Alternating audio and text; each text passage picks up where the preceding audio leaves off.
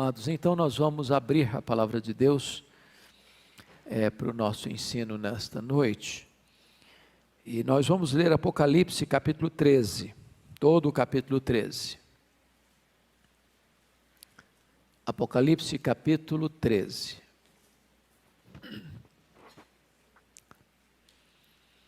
Está escrito o seguinte: vi emergir do mar uma besta, que tinha 10 chifres e 7 cabeças, e sobre os chifres 10 diademas, e sobre as cabeças nomes de blasfêmia.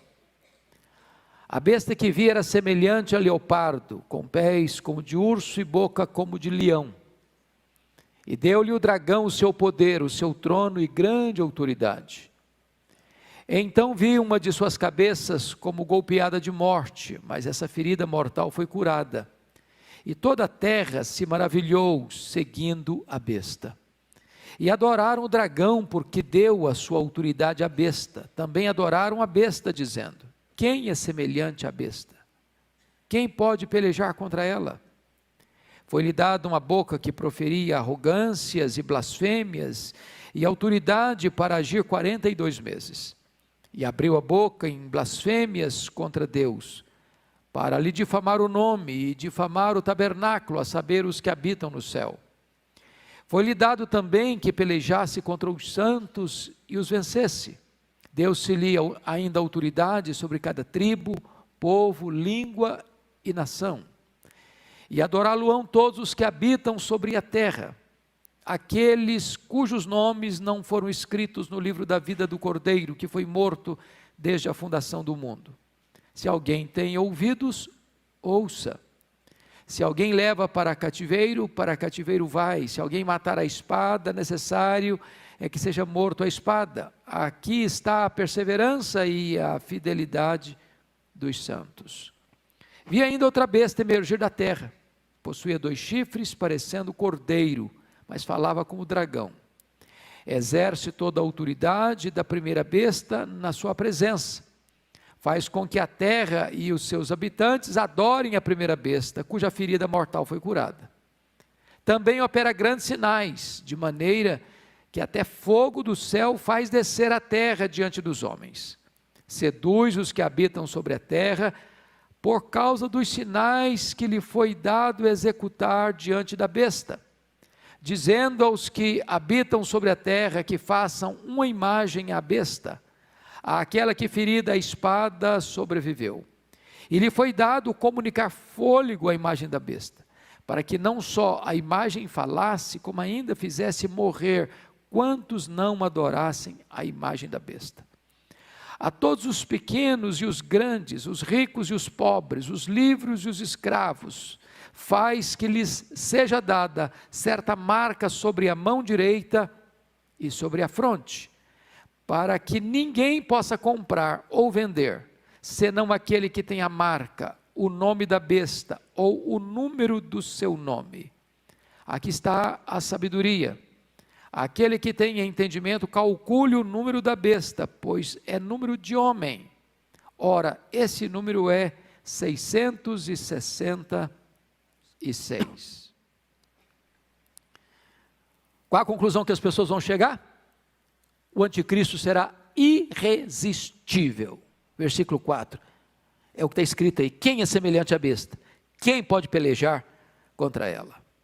Resultado disso, irmãos, é que a besta, o anticristo, será objeto de adoração. Objeto de adoração. E você percebe que ao longo da história, sobretudo do século XX para cá, quantos ditadores que foram adorados como uma divindade. Você pega, por exemplo, não sei se você já assistiu algum vídeo da Coreia do Norte, como é feita uma doutrinação nas escolas infantis, todo dia, para que as crianças venerem o imperador, venerem o seu líder, como uma divindade. Como foi feito isso no Império Romano no passado, como é feito ainda hoje em alguns lugares.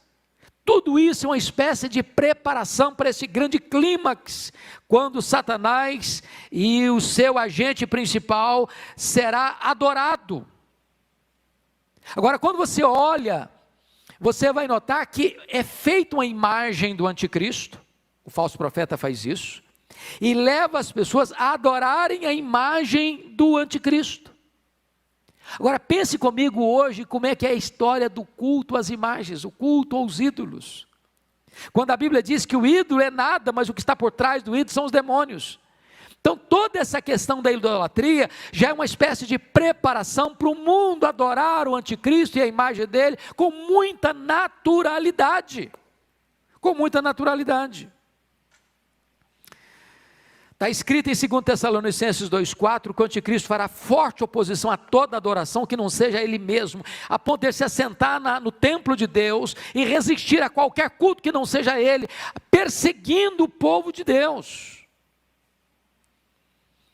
Agora notem comigo 13, versículo 8, que amplitude terá essa adoração do anticristo? Você pode ler o versículo 8 comigo, vamos lá? E adorá-lo-ão todos os que habitam sobre a terra, aqueles cujos nomes não foram escritos no livro da vida do Cordeiro, que foi morto desde a fundação do mundo. Eu chamo a sua atenção para um ponto fundamental aqui, para aquietar o seu coração, para você não ficar com uma vírgula de medo. Quem vai adorar o anticristo? Quem? Todos, exceto quem? Exceto aqueles cujos nomes estão escritos no livro da vida do Cordeiro. Então preste atenção nisso aqui. Se você creu no Senhor Jesus Cristo, seu nome está onde? No livro da vida. Sabe quantos que têm o nome no livro da vida que vão adorar o anticristo? Nenhum. Nenhum. Sabe quantos o Senhor Jesus salvou e vai perder para o anticristo? Nenhum. Sabe quantas ovelhas de Cristo vão ser arrebatadas das mãos dele? Nenhuma. Isso não significa que o anticristo, quando for levantado, não vai matar muitos santos. Porque veja o verso 7 comigo aí. Pode ler o 7 comigo? Vamos lá? Foi-lhe dado também que pelejasse contra os santos e os vencesse.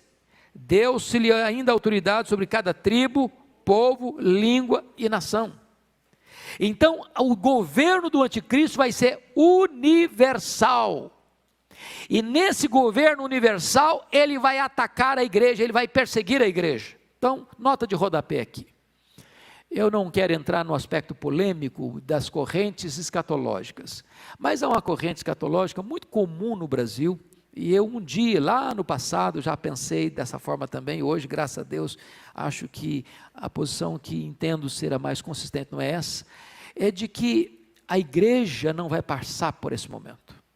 A igreja vai ser arrebatada secretamente, e quando o anticristo chegar, nós não estamos mais aqui para ver e para contar a história, então eu não vou enfrentar esse negócio não.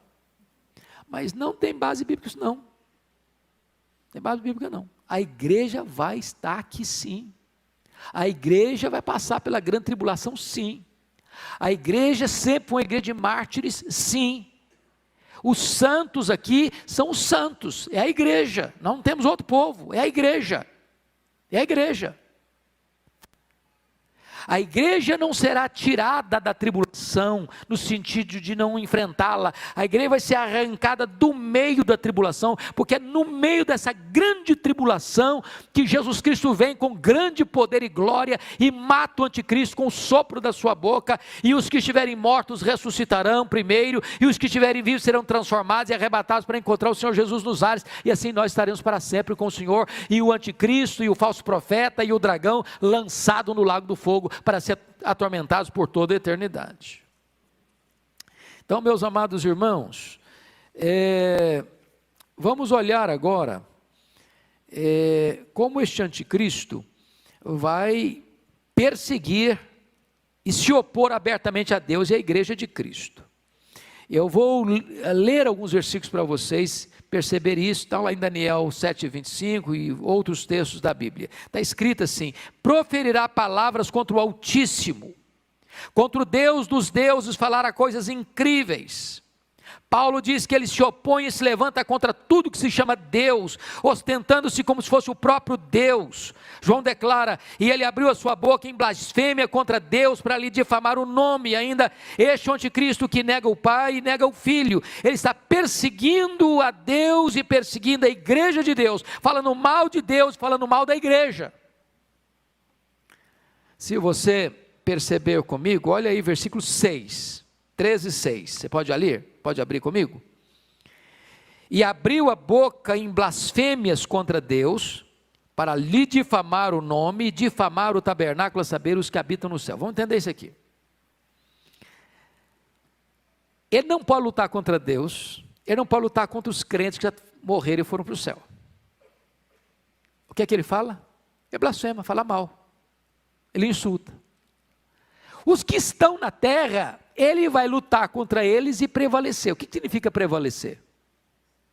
É a ideia de que um dia, possivelmente, se nós estivermos vivos nessa geração, vamos ter que enfrentar isso. Ou você nega Jesus, ou eu te mato. Algumas pessoas dizem: pastor, mas eu acho que eu não tenho coragem, não. Se na hora eu fraquejar, e se na hora eu não tiver peito e coragem? Deixa eu dizer uma coisa para vocês.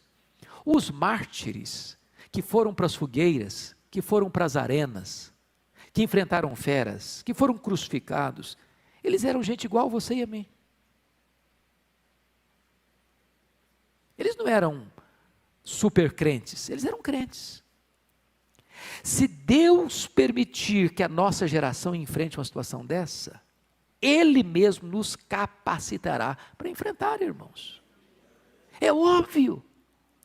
Essa força não vem de dentro, essa força vem de cima. Essa força não vem da terra, vem do céu, não vem do homem, vem de Deus. Louvado seja o Senhor. Se nós precisarmos fazer uma opção entre a apostasia e a morte, nós que pela graça de Deus somos lavados no sangue do Cordeiro e temos nosso nome no livro da vida, nós não titubearemos. Agora, os crentes nominais não vão aguentar. Sabe o que é crente nominal? É o crente que é membro da igreja, mas nunca nasceu de novo. É o crente que tem nome de crente, tem o nome no rol da igreja, mas ele nunca teve uma experiência de conversão, de novo nascimento. O nome dele está no rol da igreja, mas não está no livro da vida. Esse não vai aguentar, esse vai apostatar, esse vai abandonar, esse vai adorar o anticristo. Esse vai fugir da morte. Esse vai se render ao dragão e ao seu enviado.